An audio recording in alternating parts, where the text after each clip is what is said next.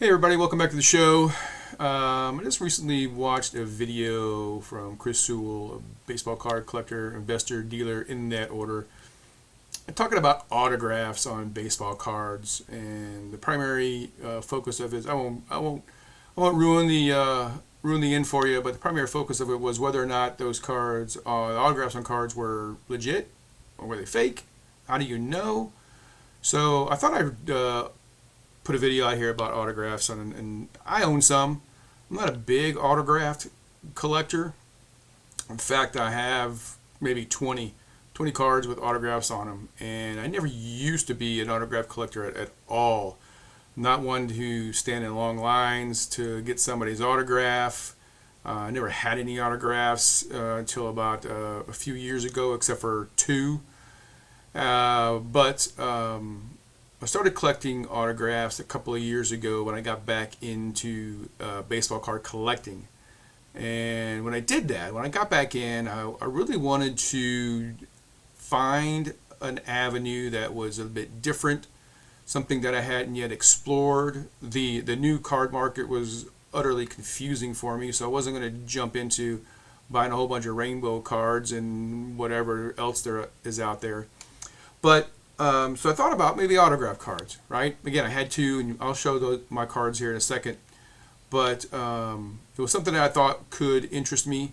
In the end, I could take it or leave it. Still, I still do buy autograph cards on occasion. In fact, I've got one coming in the mail that will be a part of my July recap once I get to that. But whether or not they're legit or whether or not they're fake, I mean, Chris is right. You just don't know, right? He makes a point where somebody could sit down for about an hour and practice somebody's autograph, and it could look pretty close. I think I could do it. I think it could look pretty close, especially with the way autographs change, right? As a player gets older, their autographs change. Depends on the circumstances as which they're providing that autograph, whether they're sitting at a table and nice and comfortable, or if they're coming out of a ballpark and they're all hot and sweaty and tired from a ball game, or signing on a baseball card or signing on a baseball. That just depends on a whole lot of factors of what that autograph looked like. So it's really difficult, and again, Chris makes this point too, is, how does somebody generally authenticate an autograph and say it is the right one? Specifically, the grading companies, right? PSA, for example. How do they know? How can you look at a card and say that person signed that card? You don't. There's no way. No way you can do it. But they do it. People buy them. I've got a couple here in my collection that I bought. It's just the way the market is, right? Just the way the autograph hobby is.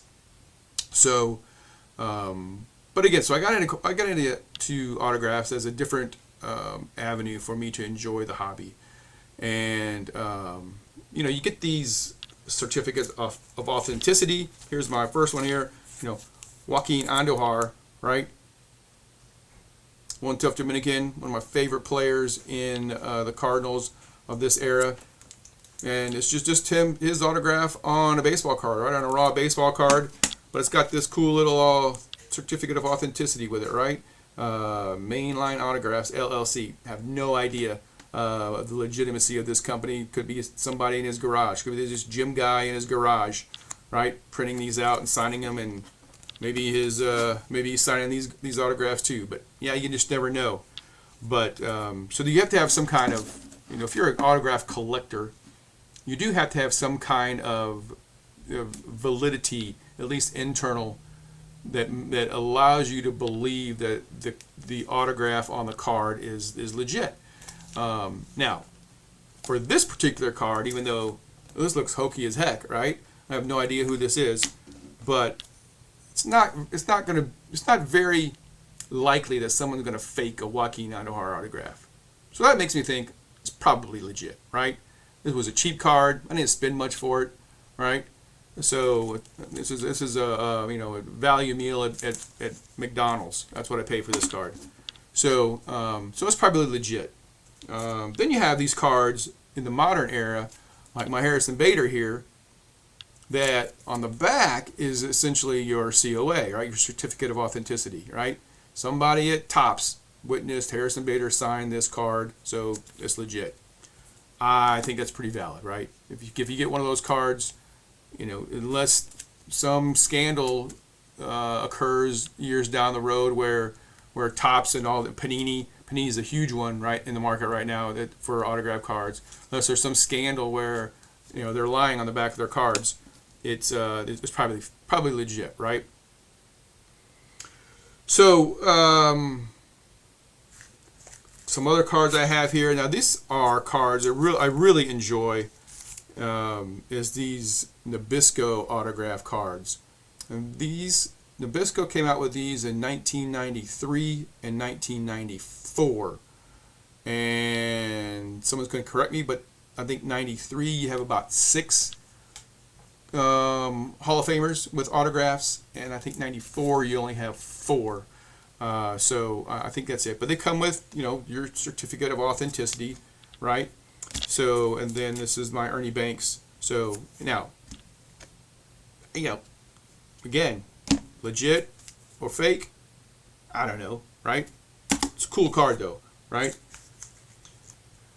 This is probably, no, not probably, this is one of my 2 cards that I am 100% certain that they're not fake, because I did stand in line for this Lou Brock autograph about 40 years ago.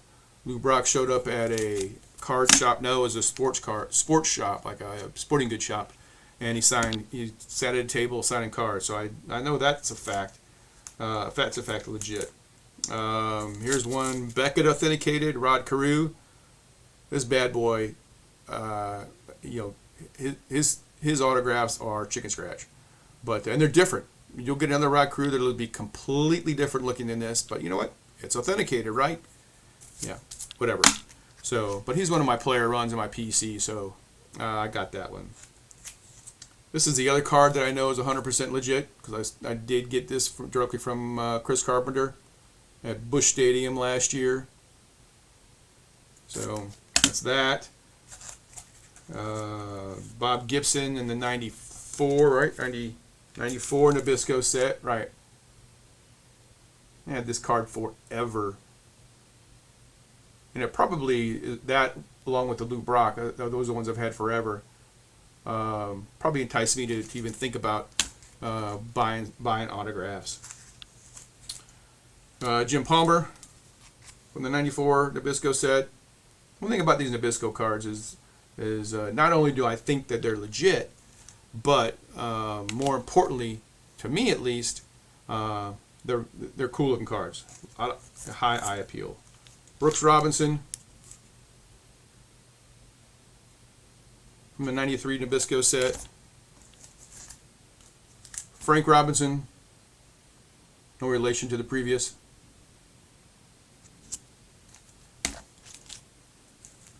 This is one of my few. We saw the Beckett for Rod Carew. This is one of my few graded, you know, authenticated autographs from one of the grading companies, Pete Rose. Again, I could probably sit down for about an hour, practice that autograph, and it looked pretty doggone close. And who at PSA can say that this is Pete Rose? Nobody. You know, they're comparing the autographs, right? And I don't think they have a handwriting specialist there on staff. Do you? I don't know. Maybe. Here's another card that has basically the COA on the back. Congratulations. You know, somebody at Topps witnessed Ted Simmons signing this card. So, how about that? Let me check that out. Sorry about that lag, guys. So, one of my guys in my player run, one of my favorite ball players there. These 3 here are, what do you call them? TTMs, right? Through the mail. I think that's the right acronym. But way back in 1993,